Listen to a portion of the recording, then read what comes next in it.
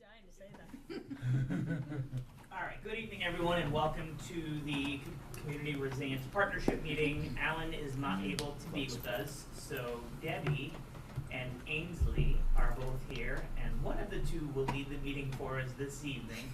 And I just thought there's a bunch of new faces, so maybe we might want to just introduce in case someone missed anyone else here. Okay, I guess I can go first. I'm Rich Rotella, the Community and Economic Development Director. I'm Danny Robbins. I'm a Community Health Coordinator with Healthy Acadia, and I work on the Strengthen Me program. Ralph Chapman from Bucksport here. Steven St. Peter, I'm EV advocate here in town. Debbie Grimmick, I'm one of the service provider team members that is working with Orland, Bucksport, and Verona Island.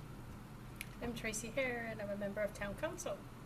I'm Don White. I'm a member of this committee. Ainsley Morrison, a member of the service provider team alongside Debbie. All right, well, fantastic. We have a couple members from the public that are here with us tonight, and I would just remind anyone that you do have anything, please just step up through the microphone if you're sitting at a microphone. Thank you very much. And I think we were going to start with Danny's presentation first, Debbie? Yes. Okay. That sounds great. Oh, questions? I was asked to do something by the committee last week to speak to Chief Sean Gagan. Sean Gagan, which I did 3 times. So I at some point, I would like to report back what he had to say. Thank you. Danny, the floor is yours. Awesome. Thanks so much for having me this evening. I really appreciate being a part of this process, and it's just been so illuminating to see how municipalities are leading the charge with resiliency here on the Maine coast. Again, my name is Danny. I'm with Healthy Acadia, and I work on 2 different programs with Healthy Acadia. A part of that is tobacco prevention. So if you're ever curious about tobacco prevention for businesses or municipalities, I'd be happy to help with that kind of partnership. And the other half of my job, I work on the Strengthen Me program, which I will tell us a little bit more about. And I was really happy that Canva had this Bucksport Bridge for me. All right, let's see how this drawing works. Love it. Well, all right, okay. Great. So this is a little bit about Strengthen Me. It's a statewide program offered through the Office of Behavioral Health from DHHS in partnership with Maine CDC. This grant is funded by FEMA and SAMHSA, which is the Substance Abuse and Mental Health Services Administration. And Healthy Acadia is implementing this in Hancock and Washington counties. So from here all the way up to Lubec, which is a lot of ground to cover. And Strengthen Me focuses on outreach, support, resource navigation, and ways to stay connected to other community members. And we do this through individual kind of support services for community members, group settings, group encounters with people. And then we're also doing a lot of coalition building and facilitation of amazing resiliency work that's already happening, like here in Bucksport.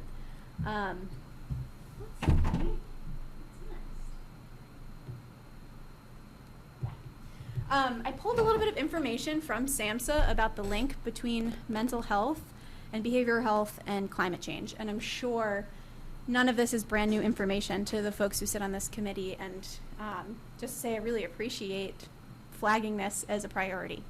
SAMHSA defines global climate change as a process that involves phenomena that increase the likelihood of extreme weather and more frequent intense weather. This round of funding from FEMA is called an RSP grant. So we deal with the 9 months after the immediate acute response that we think of with FEMA. And it's more about rebuilding, recovery, helping communities kind of wrap their minds around how are we going to move forward and prepare for what is going to become more of a norm. Of course, you know, after January and December, that means storms with high surge. That means storms with high wind and precipitation. I got to learn a little bit about the unique kind of ecology here last week with storm surge coming in the river, as well as a lot of precipitation coming down the Bucksport slope. So that's kind of a unique situation to think about. And these are just some pathways that SAMHSA identifies as ways that people are impacted by climate change. Behavioral and kind of cognitive pathways include reduced sleep, heat distress. We're going to start to have more significant heat events, which our infrastructure here on the coast of Maine is just not quite built for.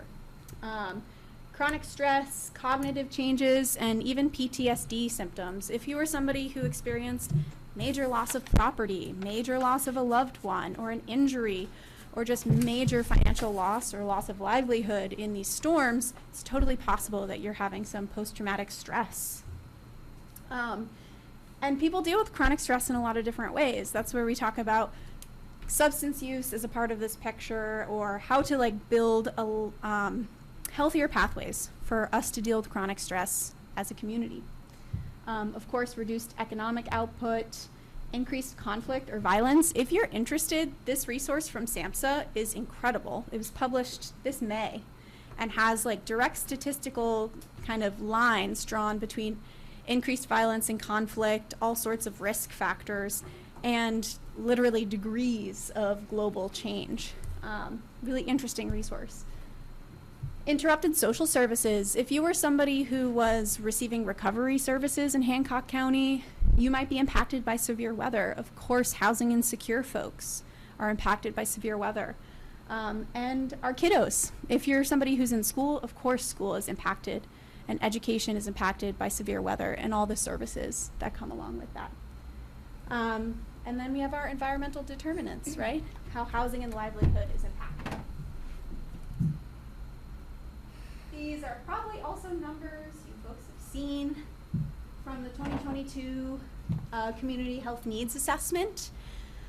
These work in 3-year cycles. We're in a cycle right now, and there will be another shared needs assessment published in 2025. If you're interested in being a part of that process, community voices are so valuable, and if you're not familiar, you could get involved either through your healthcare provider, sometimes through municipal government. You can get involved through other public spaces. Sometimes public libraries will have access to these forums and these surveys that you can fill out. But we get a really valuable picture of how our community is dealing with certain risk factors. Mental health was identified as a #1 priority for Hancock County by participants in 2022. About 1/3 of participants identified being concerned about the use of emergency services for mental health care. So when we think about how to make our emergency services more resilient, how to collaborate between EMAs and then our emergency departments that likely feel overwhelmed by mental health episodes, how do we build a bridge for a more robust referral system so that our emergency services aren't taxed in a time when they're going to start to need to be even more responsive because of severe weather. I always love to bring youth in. I was a teacher for several years, and so the youth are always on my heart. But in 2019, about 1/3 of high school students and 23% of middle school students in our county reported feeling sad or hopeless for 2+ weeks at a time. And when we think about resilience, when we hear numbers like 2050, when we hear numbers like 2100, who is going to be here? These people who are already experiencing chronic stress because of how our communities are changing. And then, of course, social determinants of health, also a priority for people in Hancock County. #3 priority, things like poverty, broadband access, isolation of older adults. We have an aging population in Maine, Hancock County specifically in Maine, transportation and housing. Again, a huge web of factors that I know folks are familiar with. If you'd like more information about the shared needs assessment, I'd love to connect you with that resource so you can learn more about priorities in Hancock County. Rich really generously shared with me the 72 action list, amazing partnership grant plan. So I pulled from the 2 strategy areas that overlap a lot with what Strengthen Me is doing as kind of a template for ideas of how we might collaborate. Of course, when we get talking after this, you are the community members who live here. You might have different priorities that you identify. But as a starting place, I pulled action F13, F14, and F15. And then you can see over on the right where I've tied that to a Strengthen Me initiative. So for F13, which looks to reduce public health threats that are increased by climate change, there's a possibility that Strengthen Me could help us, or help Bucksport connect community members and improve social determinants of health. All of those things in that fourth bubble that I was talking about. To develop and implement an extreme temperatures emergency plan, including strategies that increase the use of cooling centers. We might be able to provide a compassionate presence or facilitation of that planning process. And Healthy Acadia also has the Inspire Recovery Center in Ellsworth. I don't know if anybody here is familiar or has been by. Yes, absolutely. So Inspire often is a recovery center for people who are in active recovery or sometimes active addiction who need resources or housing insecure. When folks are there, it often serves as a cooling center, and in the winter it serves as a warming center. So there's definitely just ideas, resources, planning that we would be able to share in terms of how do you get one of these resilience hubs set up, and also connecting Bucksport with other municipalities that are thinking the same way. I'm thinking a lot about Tremont. They have a plan in place right now to get these 2 resilience hubs up and running that would serve as cooling centers and warming centers. So how do we just facilitate more kind of inter-municipality collaboration and idea sharing about that? And the last one here under Strategy F is establish a peer-to-peer program for checking in on vulnerable community members. So necessary, especially a multimedia kind of approach in Maine, where we have folks who don't have broadband, we have an aging population with different access to technology. Strengthen Me might be able to provide peer support for kind of setting up that peer-to-peer programming, and also providing support for the people who are serving as peer mentors. There we go. I speak really fast when I'm excited, so slow me down, anybody.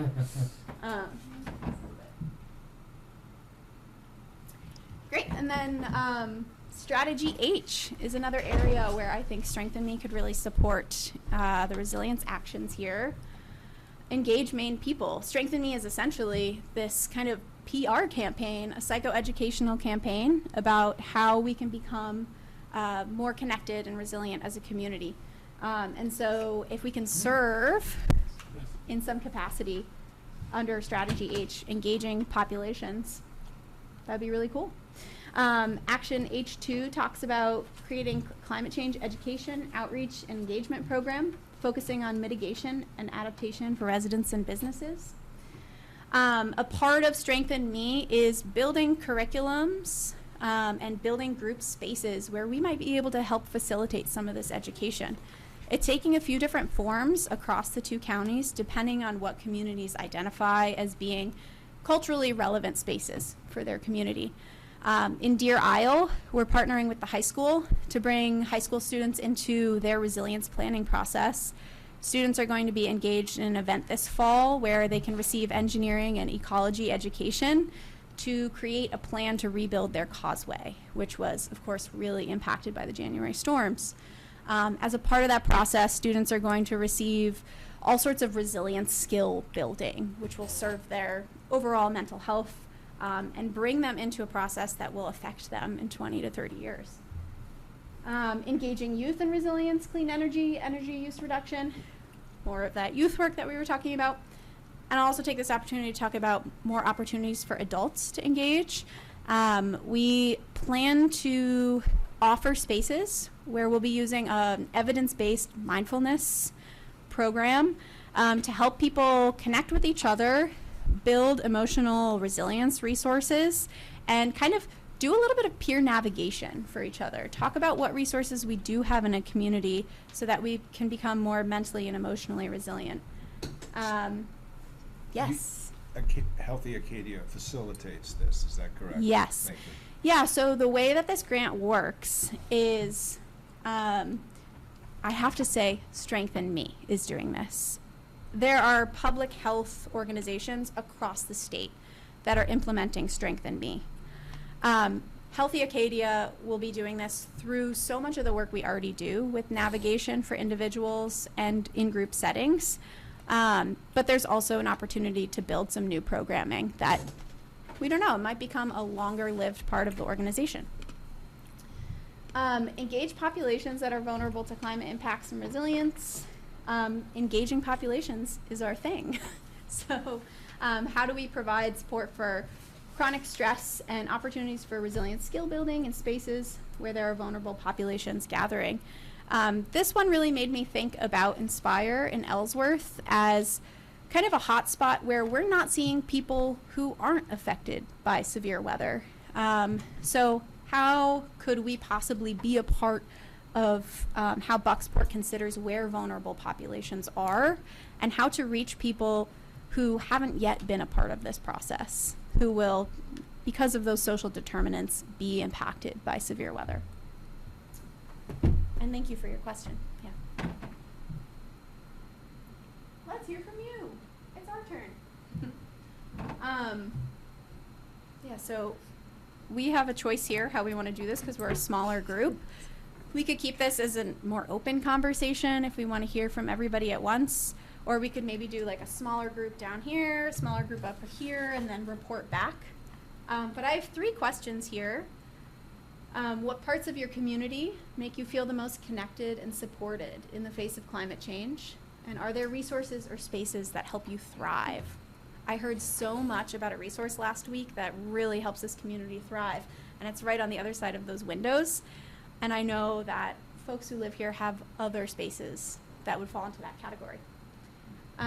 What's missing in this community that would help you feel more resilient or prepared to cope with a changing climate?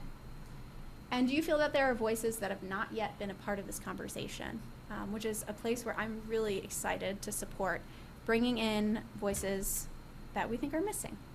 Yeah. Awesome. Should we process and maybe I'll take a couple of questions because I feel like that was a lot, and then we'll break into groups to answer these 3 questions. Does that sound like a plan? I have A question, yes. So, Healthy Acadia stands on its own, Mm-hmm. and then the FEMA and SAMHSA. Yep. Okay, I'm like, how do I say that? The FEMA and SAMHSA money is specifically funding Strengthen Me. Yes. So this So is Strengthen Me isn't like a grant distribution program. It's utilizing the FEMA and SAMHSA money to start programs within communities in the 2 counties. It's both. Okay. It's actually both. We are using this funding to continue current initiatives at Healthy Acadia. Okay. And we are also using it to start new programs Gotcha. in communities. Yes. Awesome. Thank you. Yeah. Yeah, to follow on that question, Healthy Acadia at one time got most of its funding from the Office of Substance Abuse, and I gather that the SAMHSA is the continuation of that. Mhm. And at one time, the decision was made in Augusta to have that only one organization in each county. Mm-hmm. Yep. Is that still the case, so that there's no Yeah. other organization sure you like can see yours that. Yes. in the county? Okay. And then I'd like to make a comment, which is that this group had already identified H2 and H5, and particularly H2 was one of the key ones for 2 reasons. It has to do with education and outreach. But we also recognize that the amount of funding in the potentially available to us, that is the purpose for this committee getting together and discussing these issues, Mm-hmm. at least in the first round, is sufficiently limited to not be able to do what I'll call a large project, but is enough to help seed some additional kinds of conversations in the community. And so the education and outreach seem to be an important one to include. And even if we identify, and even if along with a couple of surrounding communities, as a joint community effort, we find some specific things such as a generator, electrical generator for a shelter center of some kind, for example, that we wanted to make certain that this H2 education and outreach function was something that was included, because that could then tie into a whole variety of the other things that the committee here had brought up and was interested in. Mhm. Well, Yeah. I don't want to Do you mind if I dominate. scroll back so we can Sure. all be refreshed on the H2 part? This was create a climate change education outreach and engagement program focusing on mitigation and adaptation for residents and businesses. And more recently, we've been focused on what do the emergency response entities available to the town, how do they operate in dealing with emergency situations, and what problems do they have, and how might we be able to help solve some of those problems. And one of their big problems is a communication problem. Now, there are two types of communication problems. One is during emergencies, depending upon what the level and type of emergency is, their own internal communication mechanisms that rely on certain infrastructure may or may not work. Sure. But the other communication problem is, how do the residents of the town or the area know what they ought to do in order to find out what to do? Sure. And so it's that second matter of communicating with the people in the town that provides a doorway for also informing them about other risks, other consequences, other matters of concern that we're not able to fund directly any particular solution to, but to keep the conversations going. Sure.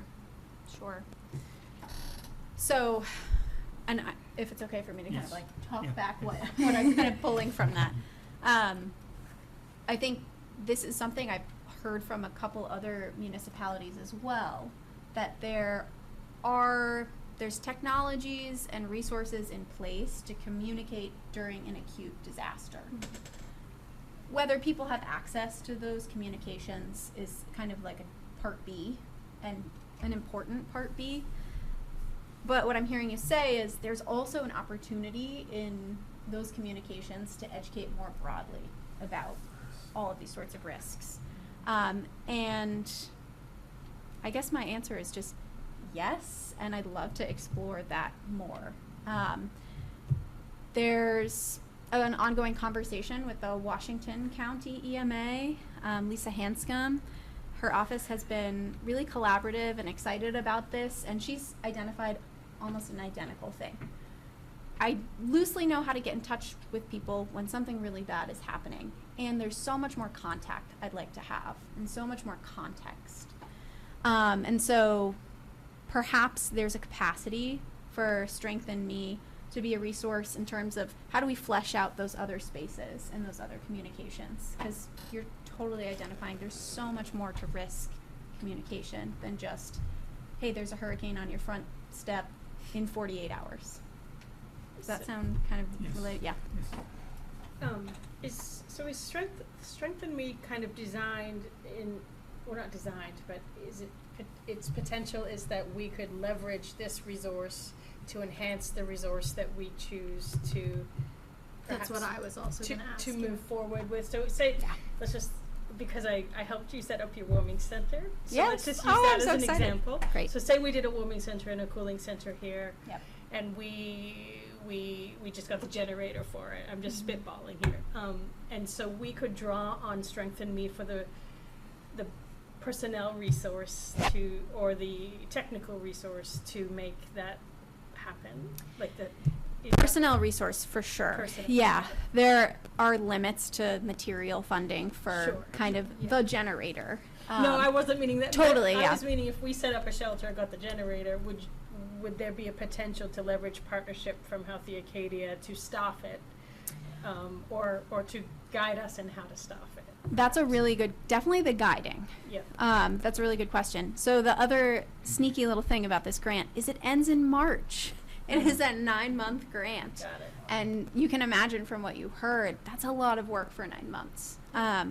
We're already exploring ways to kind of continue that, in which case a more sustainable project would absolutely be that kind of resource. Like, help be the personnel that get this off the ground in communities. For the 9-month range, the guidance is definitely more of what we could do. And if some sort of space were to coalesce, Strengthen Me / Healthy Acadia folks being at key events to provide facilitation and support Okay. would definitely be a part of the scope. Yeah, I mean, I saw some of the weather events last year when Inspire brought folks in. Yeah. It's just run impeccably, and it's such a resource, particularly for unsheltered people. Yeah. We don't have a lot of unsheltered people in our area because we have a homeless shelter and a warming center. Mm-hmm, mm-hmm. But that would change, that could change, so. Totally. And the invitation always stands to come to Inspire in Ellsworth and meet some of the folks in there and kind of see what's going on there. It is a really special I space. encourage you to do it. Yeah. Thank you for the question. Yeah. Just piggybacking a little bit on what Tracy just kind of cleared for me. Yeah. I've had, what is this, our 6th or 7th meeting of this group, somewhere around there, right? I guess I remember properly. 6. And one of the things that I tried to flesh out this week in my conversations with the public safety director, Sean Gagan, Mm-hmm.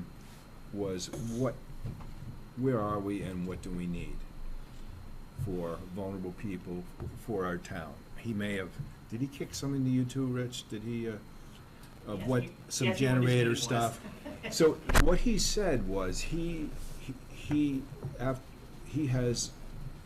wants, it appears to me, to move the shelter to the Methodist Church for various reasons. And right now it's in schools, and there's some problems with that. Sometimes, I don't know, not many of you were old enough to live through the storm of '98, but I was teaching school during that time. And schools opened up before the crisis was over because of it served a community need where you brought kids in who were living in their cars with their families.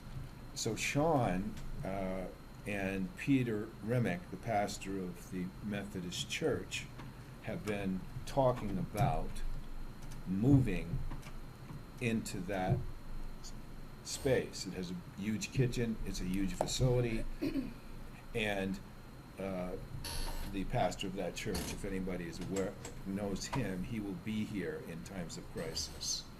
He will be on top of it.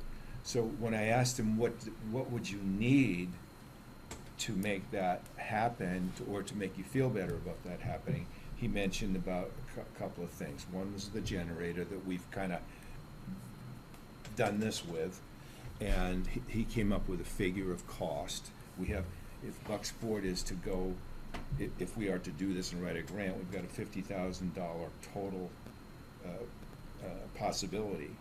And he said, well, the one for down there was at least $25,000, and I think he had it right down to the cent. Is it eligible because it's a church and it will be there year-round?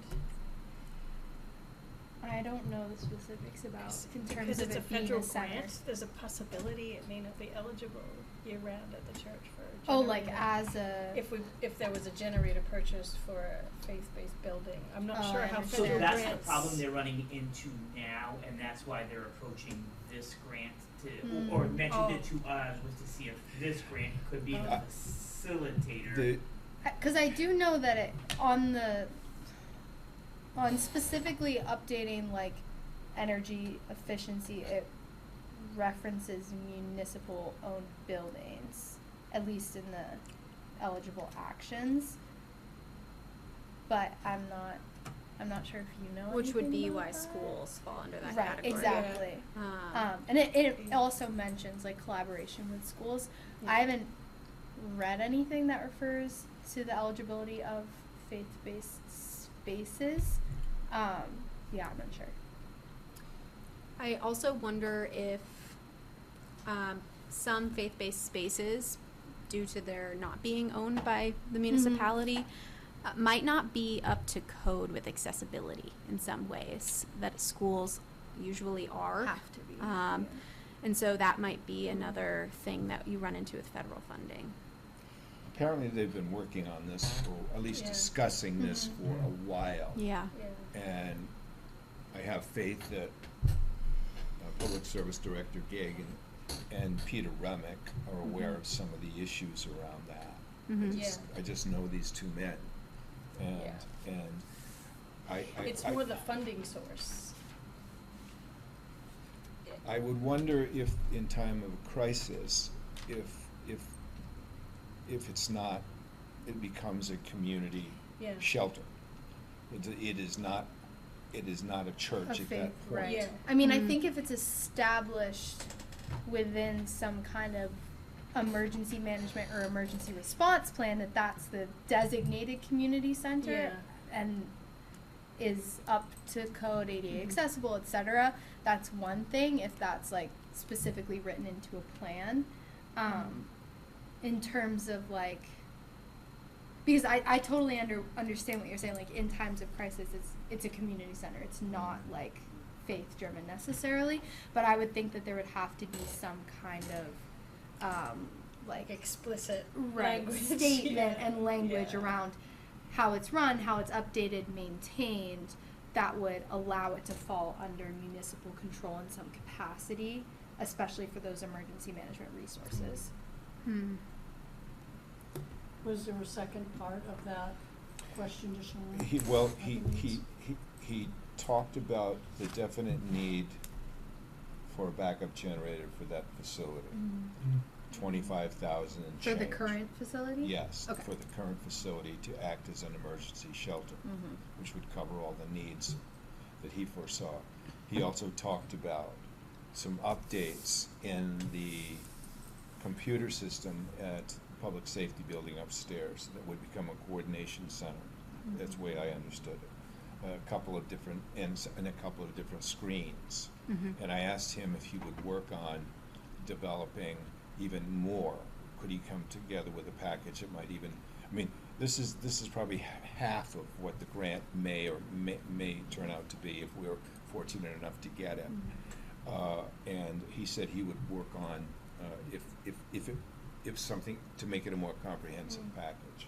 So that's where it laid, and when I did talk to the town manager about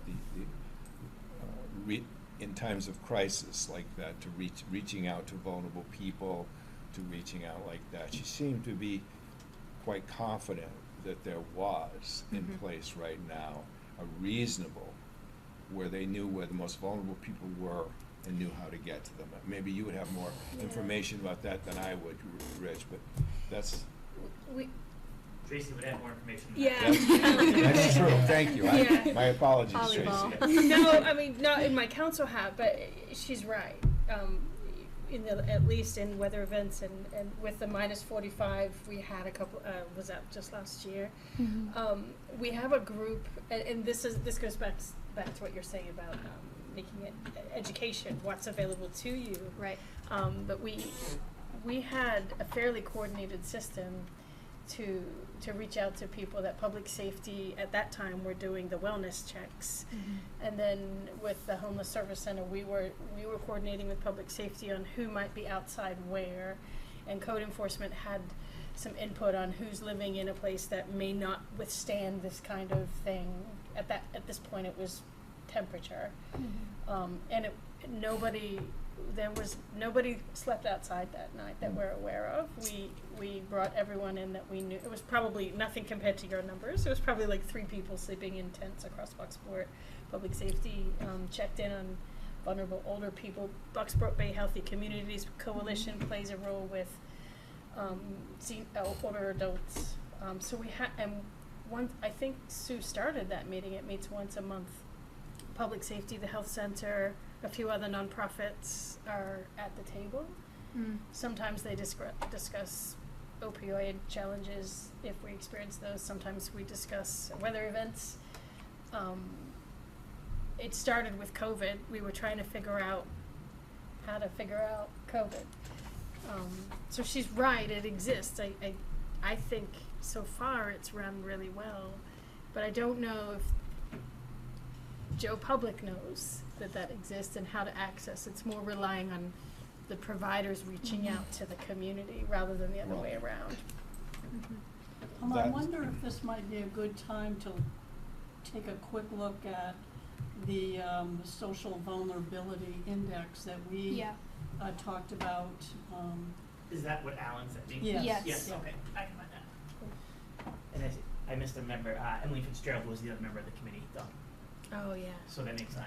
Well, you did very well. I also More- just wanted to mention, and I was talking to Debbie about this a little bit before the meeting, that due to the NOAA grant that Maine recently obtained, I don't want to quote me on this, but it should be coming out in the next couple days or weeks or so.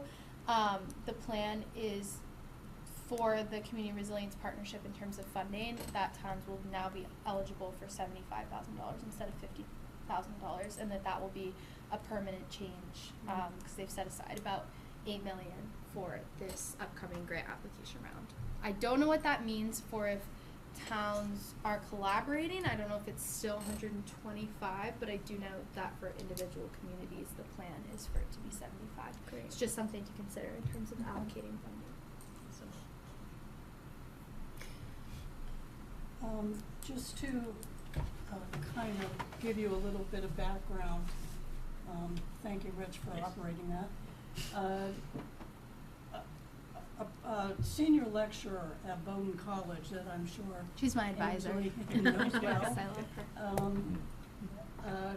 has been working on a Maine Social Vulnerability Index. Mm-hmm. And in this index, they have looked at, which I guess coincides with CDC Vulnerability Index as well. Yep. But what it has done is identified many different kind of categories of folks who may be more vulnerable in an emergency. Mm-hmm. And what they looked at not only is the immediate emergency, getting through that sort of acute period, but how people may be vulnerable for 6 months during the recovery period, getting money, rebuilding, and all of those other things. So if you go down to a couple of charts, I think it's, that one. As you can see, there are like 4 major areas, and then they kind of break down some of the individual, sort of characteristics that are important. And let me take out my cheat sheet here because I cannot see that. While you get that out, I just have a quick question. Because you mentioned at the beginning of your presentation about the kind of focus in terms of post-emergency recovery. Is that specifically Strengthen Me, that 9-month period, or is Healthy Acadia based in those 6 months after? Which was that referring to? That's referring to Strengthen Me. Okay. And I should also say that's the storm response Got arm it. of Okay. Strengthen Me. That's operating under an RSP grant from Yes. FEMA. Great. Strengthen Me has been around a few years. Mhm. It is kind of an umbrella terminology for this programming that has different Okay. funding coming in and out. It started with COVID. It was a big part of community recovery in Lewiston, and is now kind of a part of the January storms response. But this 6 to 9 months afterward is the storm response. Okay, thank you. Timeline. I meant to mention Healthy Acadia is also at that regular meeting, just not you. It's another Healthy Acadia person who attends. Oh, fantastic. Yeah. So under some of these social vulnerability index, they've looked at a number of factors. So for example, under the socioeconomic status, they've looked at, poverty guidelines, people who might be unemployed, the housing burden, how much of your, somebody's income is actually having to spend on housing, folks that may have no high school diploma.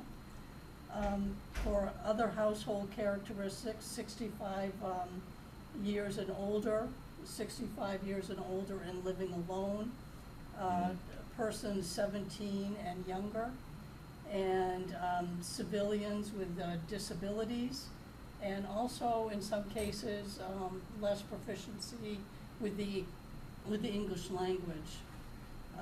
Ethnic and minorities may be more at risk, and also the housing type and transportation may also be factors, such as people who live in multi-unit structures, mobile homes, crowding, meaning more people than there are really space available in the housing unit, folks who have no vehicles, and what they call group quarters, which I think is another example of maybe group homes or homeless shelters, those kinds of living environments. So basically what is important is A, knowing who these groups are and kind of planning around these kinds of households when you are planning for an emergency, not only the acute emergency, but also in the long-term kind of aftermath. This individual has, Mrs. Eileen Johnson, the lecturer, has done a couple of exercises where she has brought, this particular one was on the Mid-Coast, I think in Brunswick. But what they did was they brought in all the community players and, you know, FEMA and then just all the social service agencies to look at who in the community might be needing services. And they learned a lot about those kinds of folks who might fall through the cracks, that you might not realize needed assistance. One example was, you know, seasonal people, new residents in town. Maybe you have a group of migrants or immigrants or asylum seekers. Not only do they have no income, they don't speak English well, and they are not as well connected with the community.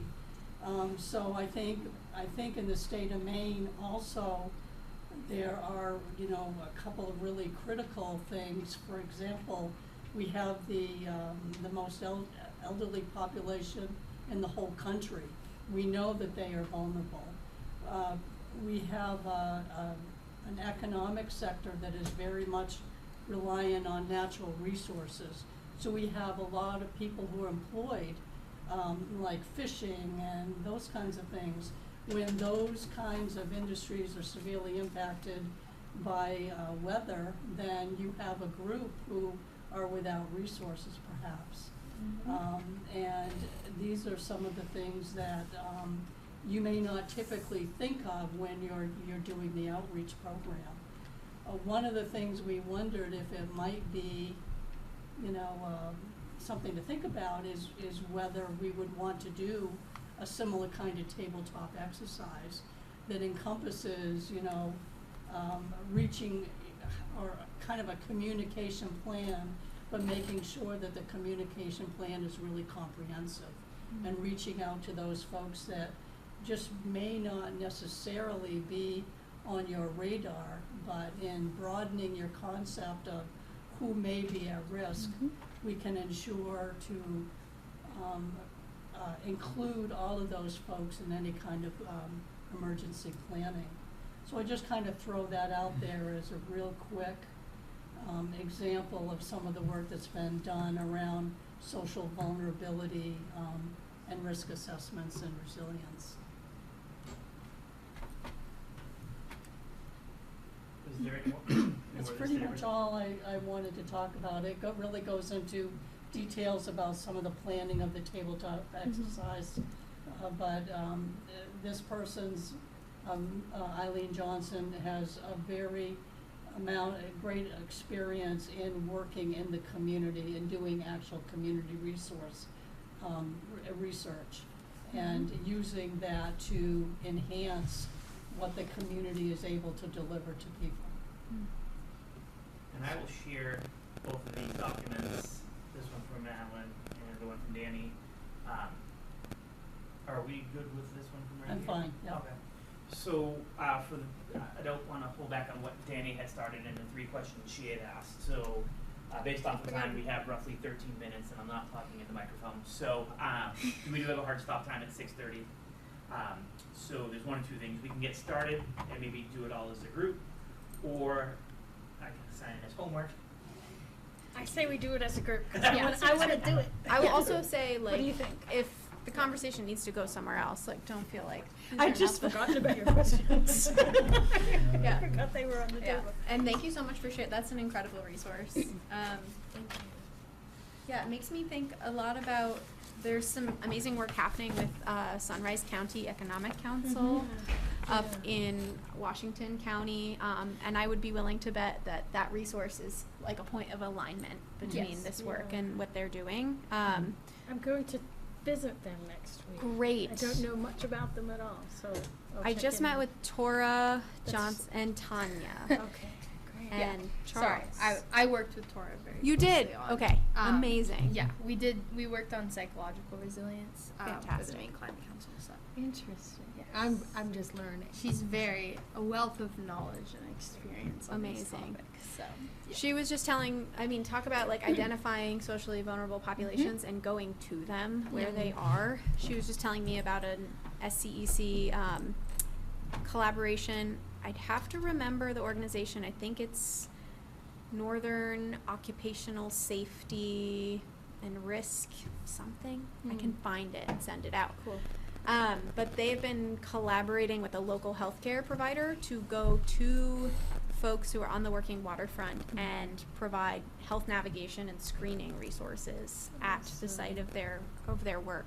And they've seen a lot of success with improving outcomes and psychological and health resilience for folks on working Yeah. waterfront. So that's another one of those very vulnerable populations, since we're thinking of the Maine coast, that could be cool to connect with those folks. So I'll welcome the public as well. Participate in this with everyone here. It's a public committee. We're all impacted. So, Ralph, did you have a question? Yeah, I had a question for you, Rich. Oh. Do you have any update on the situation for Verona Island or Orland relative to participation with Bucksport? I don't. That might be more towards Debbie and Ainsley. Only because the only interactions I've had with them is when they appear here in Okay. our chambers. Well, let me direct my question to Ainsley and Debbie. Well, we completed a community workshop just Saturday, actually. And in Verona Island. on Verona, Yeah. yeah, thank you. I'm still there. You guys- And it seems to me that they are very interested in doing some facility upgrades with their town hall. From the perspective of making it ADA compliant, as well as needing to be fully accessible during an emergency, because they have a fairly large room on the second floor that can serve as an emergency shelter. Yeah. But they have some other things that they're interested in, debris management, taking care of down trees and all that kind of thing after a storm. Stormwater management, shoreline erosion are some of the, I think, things that they view as priorities. Did I Definitely. miss anything? No, yeah, I think that pretty accurately sums it up. I think just in the brief conversation that I've had with you all and the workshop that we had in Verona Island, I think that, at least in my opinion, and correct me if I'm wrong, Verona Island is definitely, I think, open to collaboration if priorities align. However, I do think that they are very internally concerned at this point in terms of what they're dealing with, and I think that there's a lot of sentiments that like what they're dealing with is unique to their community just because of size, funding, resources, I etc. think that makes a lot of sense, Yeah. actually.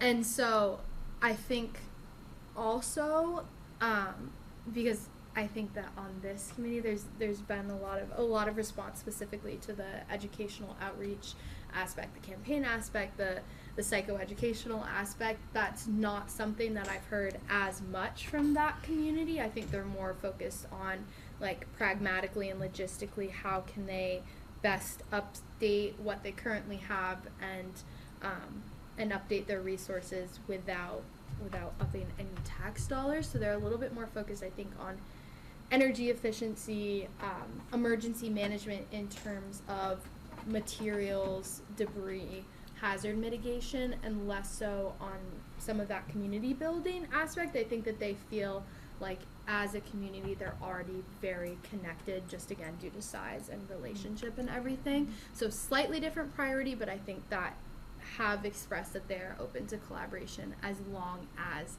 they're still able to kind of like do their own thing. So yeah, correct me if I'm wrong, Debbie, but that's No, kind of the that was my definite Yeah. sense. How about Orland?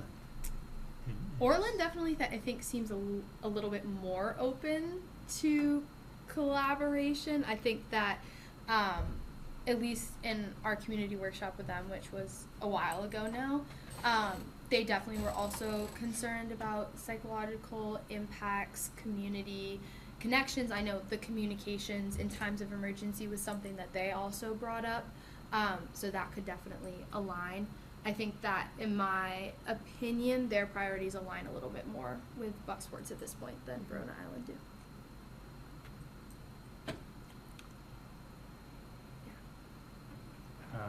I don't speak for this group, but my impression is that this group is open to collaboration, but is not demanding of one. Right.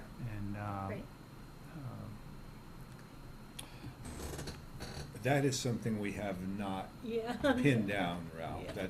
I appreciate Okay. your opinion and respect it entirely, but I think there's been again, we've sat here now for what, 7 times, and have kind of, and we don't have a commitment or anything else to be a community bunch, and I've not seen any. I know that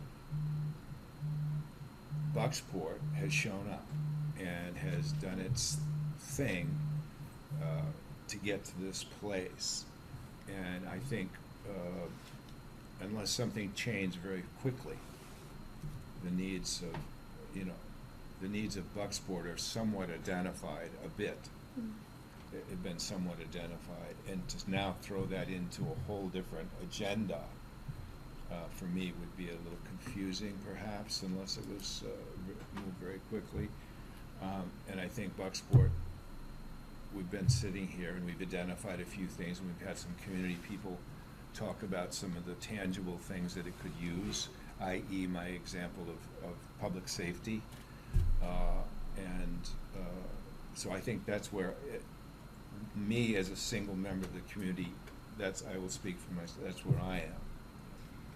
And can I make a point that maybe one of the service providers can help us figure out? One, what's this new formula? Is this still going to exist if you partner? Will that amount go up?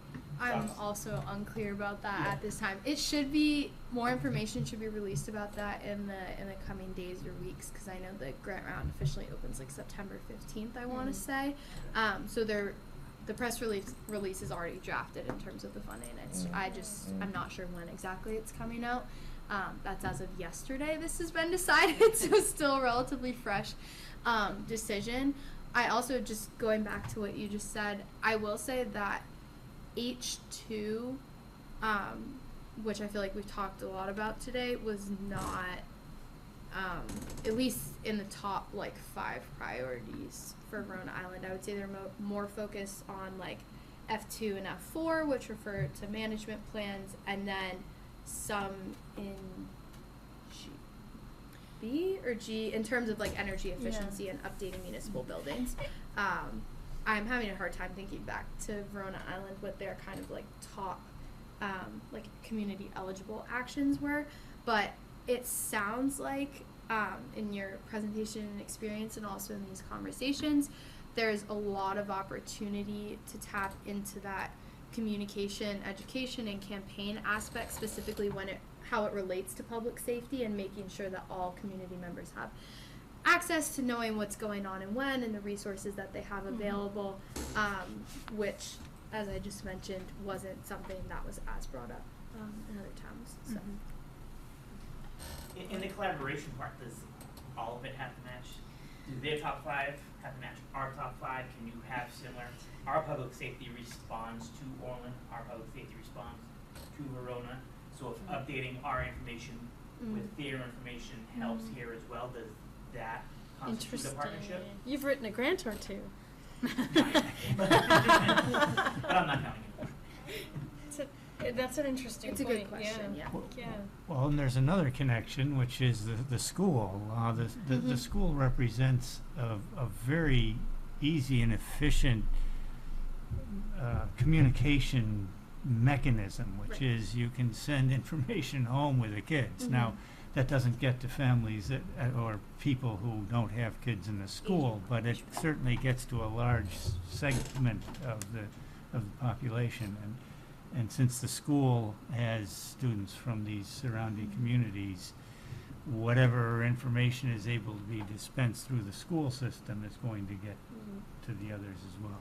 Okay. The school has a communications line, and this might be what Public Safety Director Gabe was talking about, that if school's canceled, if there's a 2-hour delay, my phone rings, my email goes off, so I get it in all forms because the school has that functionality. We as a town do not believe have that software or that capability yet, but that may be yet another means. I think that would solve a lot of, because I think, I'm not surprised about Verona and Orland because their infrastructure's at a different place than ours. Right, right, right. And so we've got more infrastructure in place just because of our size. The communication piece would hit the sweet spot. Right. Yeah. I think, and that's why I heard, and that's why when Danny reached out, I thought she would be perfect to add to this, because we had Hancock County EMA, we've had Bucksport Public Safety, and then listening to Strengthen Me and sharing the documents, I think this worked out well for the committee. We're down to a minute. Yeah, and I just have a quick, I want to follow up on something Alan talked about last meeting, and that is, and I don't think we need to schedule it today, but to be thinking about a community workshop. Again, we've tossed around things that we believe are priority, but it's an opportunity to seek input from the larger community and see how what this group has come up with kind of bounces off what their thoughts are. We talked really briefly about mid-September. I don't know if that's still what you're thinking about, or. I'll leave it to the committee. What we did in Orland and Verona Island, we took a couple of hours on a Saturday morning, and we set up, the committee set up. We did some exercises, talking, and at the end of the 2 hours, we sort of had a set of priorities for the community. Right. Do you think we're at that point where we can do that? I think so. Yeah. The other thing Ainsley learned is that it looks like the grant round may be starting September 15th to go to December 1st. December 1st or something. So with the grant round coming up and needing to kind of pass a resolution with the town council, you're gonna be kind of right into that open period for the grant. Yeah. And of course, I don't know what Alan's schedule is. Okay. I was gonna say, how does September 7th look if you wanna look at Saturdays? Yes, September's a wild month for It's me. my first week of school, so. 7th is open though, believe it or not. Thanks for taking the very last weekend open. mine also. But it's open as a tentative. And it doesn't have to be a weekend for me, I work, so. Saturdays are easier for me, I don't know if, it's enough time, and I don't know what Alan's schedule is, and there's a lot of like getting out notices and doing posters and all that kind of thing, so. I don't wanna be a stick in the mud, but I might as well be. It seems like it's late in the process to have a meeting, to set up another meeting. Yeah. I, for one, am ready to start talking about tangible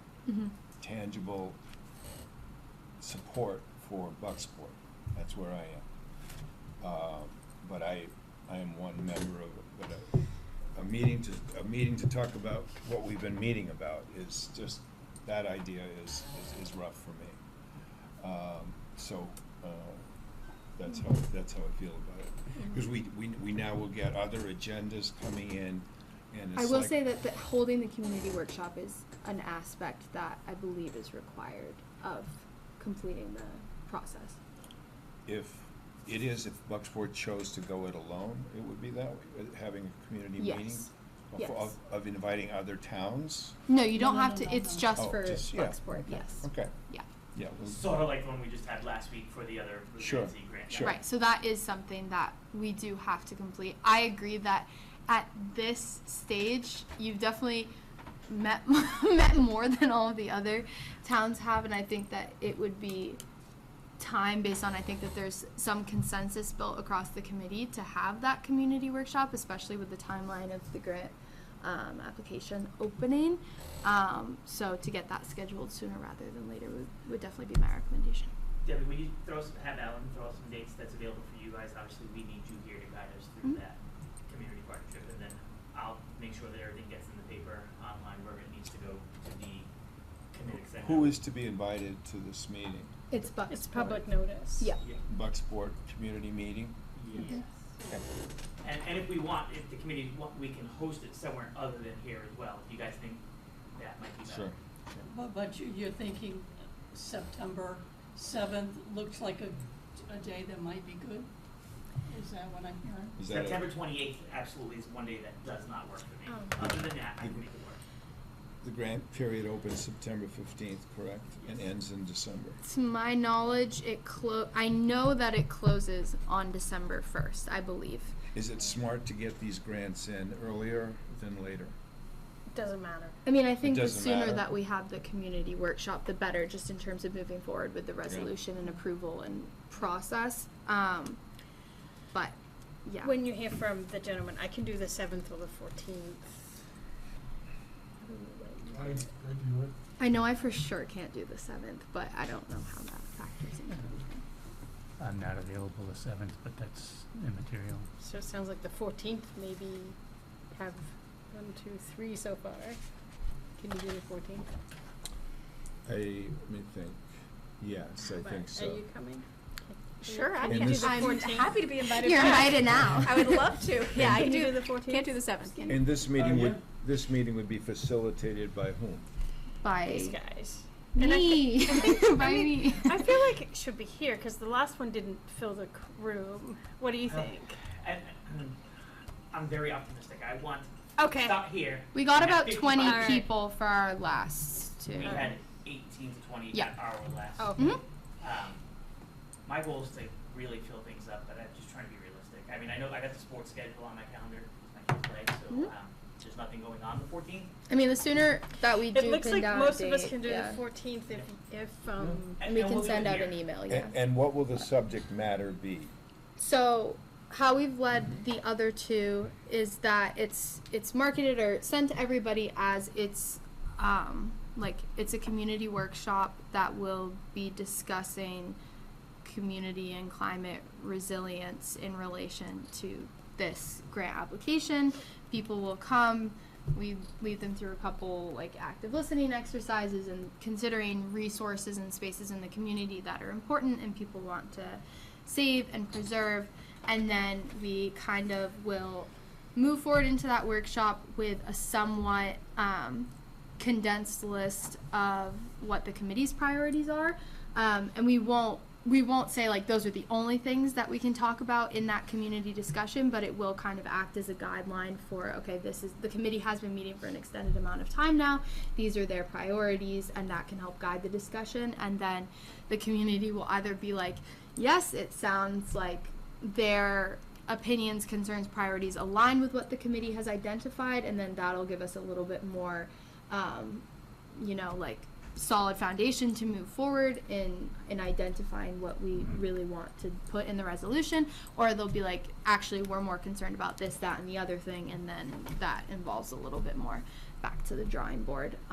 But that's kind of the gist. We'll talk about the grant, we'll talk about the 72 actions a little bit, and just kind of the timeline of the process. But yeah, that's kind of the gist.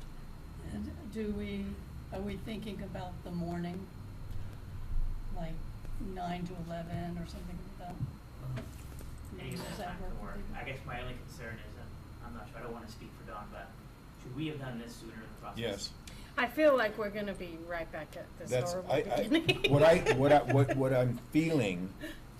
what I'm feeling is that I agree that a community should be involved in their own thing. I'm sorry we didn't do it much earlier in the process, because now we would be hearing, we have not yet, as a committee, settled on a particular straight arrow direction.